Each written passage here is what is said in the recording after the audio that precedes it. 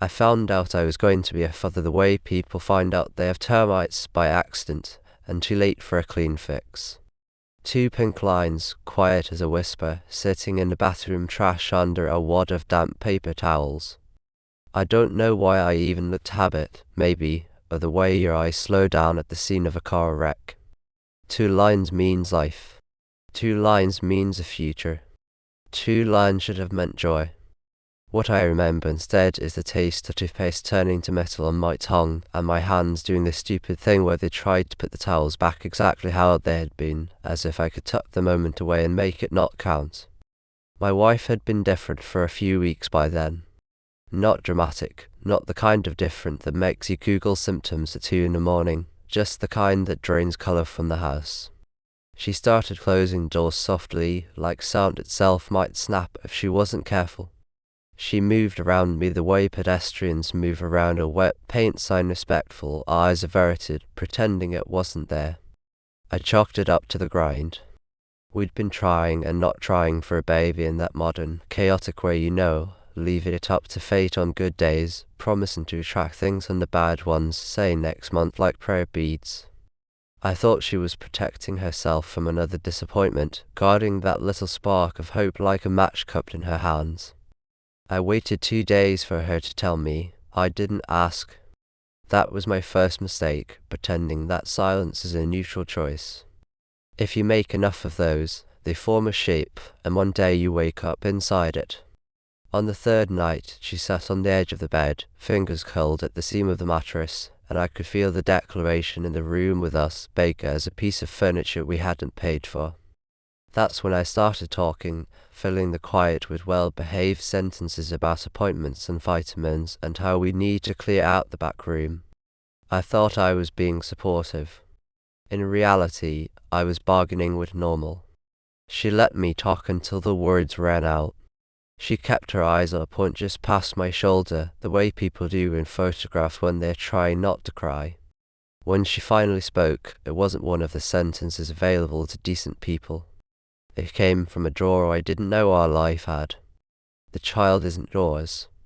It belongs to your brother. I didn't hear it so much as receive it, like an envelope slid under a locked door. I think I smiled. I think I did that idiotic nod men do when they've lost the thread of a conversation. My brain grabbed the sentence by the smoothest end it could find. Belongs to your brother. Belongs. Like a lawnmower, a fishing rod, a thing you could put away and then point to when someone else tried to claim it.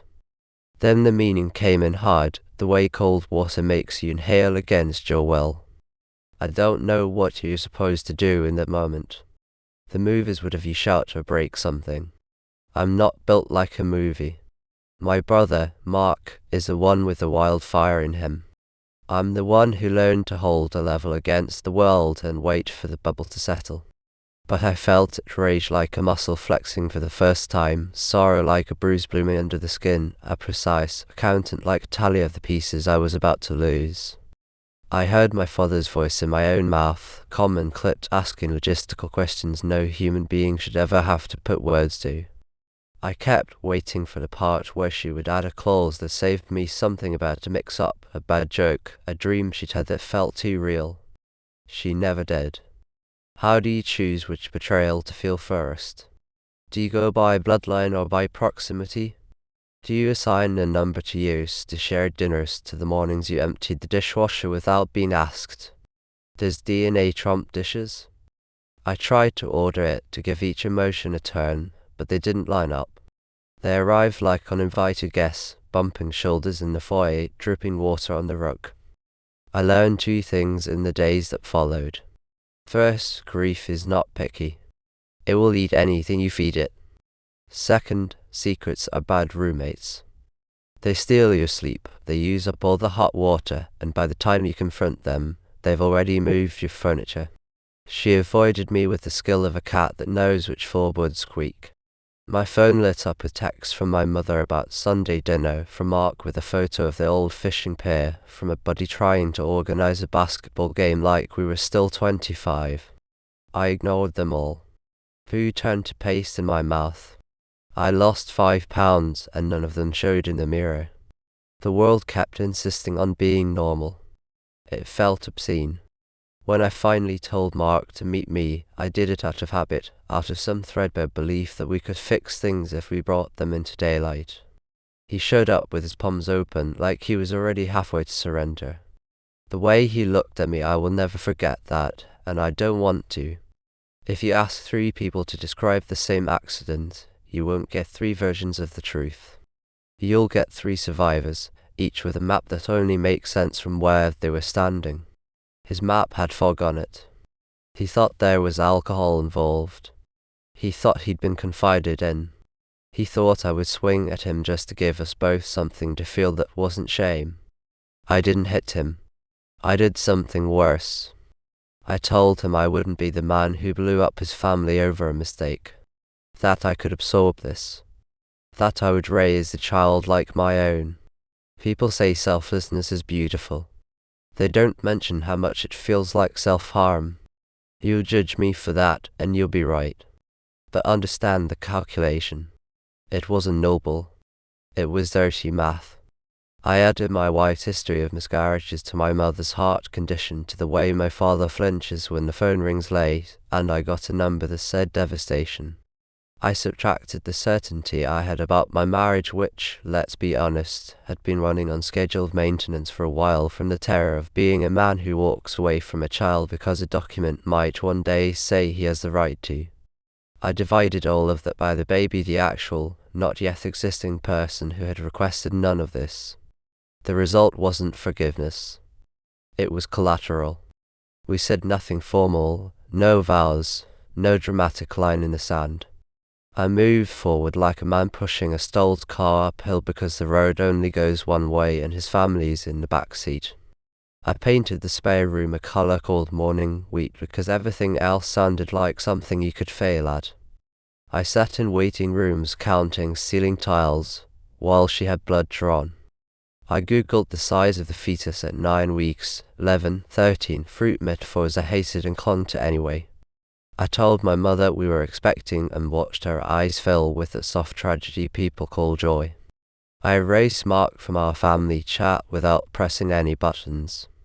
At night, I rehearsed what the rest of my life would look like. I'd be the kind of man who takes the high road so often the asphalt remembers his footsteps.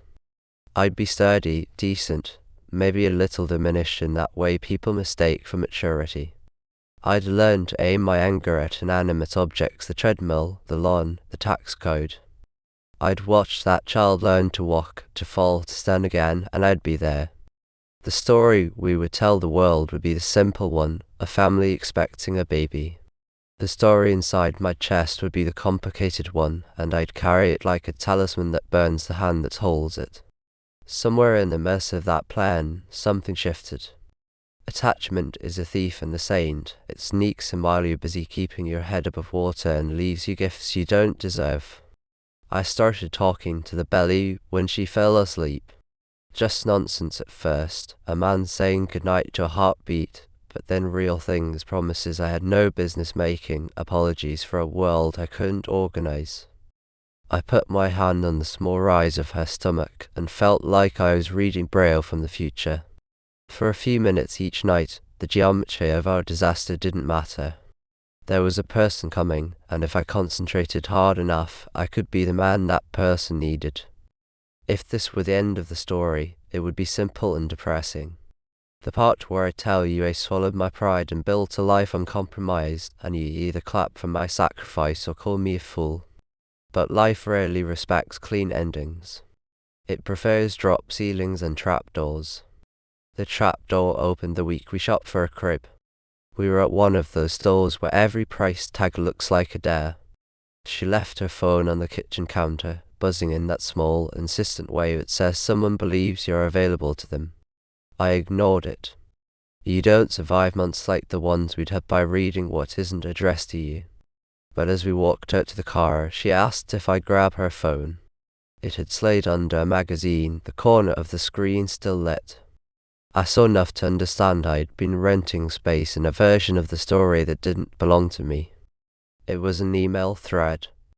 Clean, business-like subject line. The worst private paternity test, then a loss of administrative language that probably helps anxious strangers sleep at night. In the middle of it, a question from her about name substitution and whether the lad puts the alleged father's name on any report. The lad's answer was patient, illegal, and useless to a man trying not to throw up on his own floor. She had scheduled a test. She had asked whether the report could refer to my brother. I didn't confront her that day. Don't give me credit for restraint. It wasn't nobility. It was strategy, the kind people confuse with patience. I printed the emails at work like a teenager hiding a bad grade. I spent 3 hours reading about chain of custody kits and how you can collect a swab at home and mail your future through a slot. I found forums full of men telling one another how to tell if their lives were about to split open. I bought my own kit with cash, sleeves rolled tight to hide the tremor in my hands. When the package arrived, it felt obscene to touch. There is nothing dignified about scraping the inside of your cheek to prove you belong where you thought you belonged. I did it anyway. I waited the way a man waits for biopsy results, every conversation reduced to a noise you listen to for your own name. The email landed on a Wednesday afternoon while I was aligning a door to job site. I read it in my truck, AC blasting, hands cold. Probability of paternity, 99.98%. Nay, not my brother. Not a stranger in the logic of hormones and spite. Nay. I would love to tell you I felt clean relief, like a weight lifted. The truth is ugly. Yes, there was relief, sharp and bright. But braided into it was rage so pure it almost sang. And underneath both, a third feeling I couldn't name, the stupid grief for the version of myself who had decided to be noble in the face of a lie. It is a special kind of humiliation to realize your sacrifice was never necessary, only convenient for someone else. Everything after that is a study in how a person can keep talking while their interior slides into a new shape. I made dinner. I asked about her day. I held my hand where the baby rolled, like where the moving underskin. I practiced sentences in my head and then threw them away, because once you say something out loud, you can't own it alone anymore. When I finally asked her about the email, she didn't fold. That was a second surprise. She didn't weep or apologize in the currency I expected. She looked at me with eyes I recognized from the early years of our marriage, bright, competent, frighteningly prepared. She admitted to the schedule, to asking the questions, to understanding precisely what she was doing. She didn't call it manipulation. She called it survival. She told me she had felt me slipping away long before the test, before the 2 pink lines, before any of this had a chance to go right. She said I'd been living at a distance for my life, and she'd been hunting for a way to pull me back inside the walls. She said she had believed that if I thought the child wasn't mine, I wouldn't leave, because I'm the kind of man who refuses to make a boy grow up without a father. And she said my brother had always been a gravitational field between us. If she put his name on the problem, neither of us would risk floating off. You can call that crazy. You can call it monstrous. Some of you will hear the outline of desperation and see something almost tender in it. That's fine. I live in the part where motives don't reduce harm. I asked her a question then that I think will echo in my head until I'm old. If you had gotten away with it, what story would we have told the baby? She didn't answer. Or maybe she did, in the silence that followed. Maybe the plan was to never tell. Maybe the plan was to let all 3 of us harden into our roles, the martyr, the penitent, the child, each of us faithful to a script written in panic.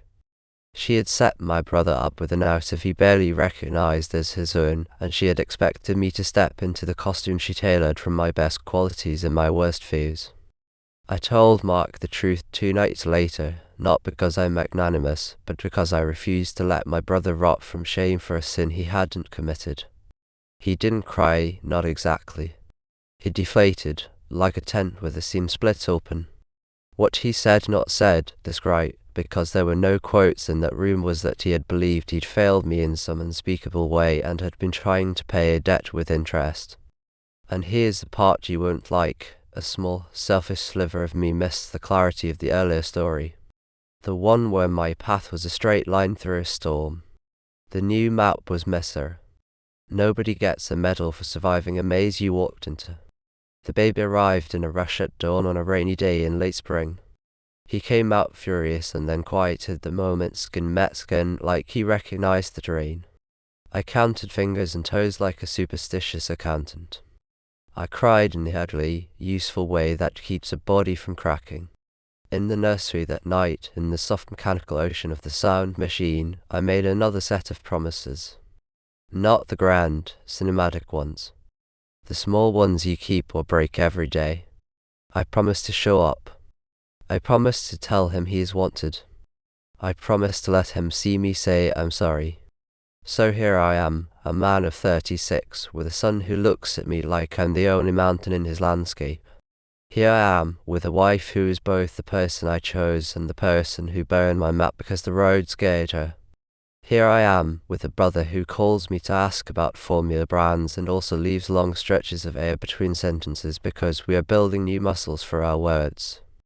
And here I am, with knowledge that sits on my tongue like a coin I can either spend or swallow. You want an ending. You want justice or at least tidy consequences. I can offer you something else, a choice I have to make again every morning. I agreed to raise this child when I believed he wasn't mine because some part of me refused to let him be punished for the adults around him. I'm keeping that agreement now that I know he is mine because he is exactly as innocent as he was before. The promise I made is either worth something on its own, or it's just a trick I played to feel brave. As for my marriage, I won't wrap it in a bow for you. We are in something like recovery, except the patient is the house we live in and the prognosis changes with the weather. We are in counseling with a woman who asks cruel, necessary questions. We are learning the difference between forgiveness and forgetting, between mercy and amnesia. Some days I look at my wife and remember the heat of our first apartment, and some days I count the lies like cracks in plaster and wonder how much weight the ceiling can hold. I haven't told my mother the full story. She holds the baby and calls him her little miracle, and I let the word be true in the ways it can be. I haven't told my father either, not because he wouldn't bear it, but because I'm tired of men flinching at late night phone calls. I told Mark, and I do that every time the world resets. He and I are not what we were, but we are something I can stand to look at in the mirror. Maybe you're furious with me for staying. Maybe you're disgusted that I ever considered leaving. Maybe you think my wife is a villain who deserves exile, or a panicked human who grabbed the worst tool available because the good ones felt useless. Maybe you think my brother is a fool for believing the worst about himself, or a saint for not burning the house down to call for witnesses. All of those opinions can be true in the same room. Here's the part that keeps me up. I can ruin my wife with the truth. There are texts and emails and a lab report sitting in a folder with names like any other household file. I could spread them out on the table and say it all. I could salt the earth and call it integrity.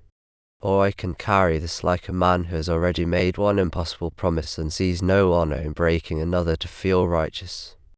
Because that's what we never say out loud about loyalty. Sometimes it's courage, and sometimes it's cowardice wearing a suit. So this is my ending for today. I'm choosing the child. I'm choosing the quiet work, the unforgiving repetition of presence. I'm choosing to let the truth sit under my tongue where it can't be used as a weapon, but also can't stop tasting like blood. If that makes me weak in your eyes, fine. If it makes me strong, you're giving me credit for surviving a mess I helped create by being absent when a woman I loved needed a man who would look her in the face and ask what was breaking. I'll take neither trophy. One more thing before I go back to rocking a boy who recognizes my heartbeat from the inside. I used to think family was a set of answers. Now I think it's a room full of questions you agree to live with. The last question on my list is simple and terrible. Which is the greater betrayal, to expose the lie and shatter the lies built around it, or to protect the people you love by letting the lie rot you from the inside first? Don't answer for me. I have to live here. But answer for yourself. And then try to sleep.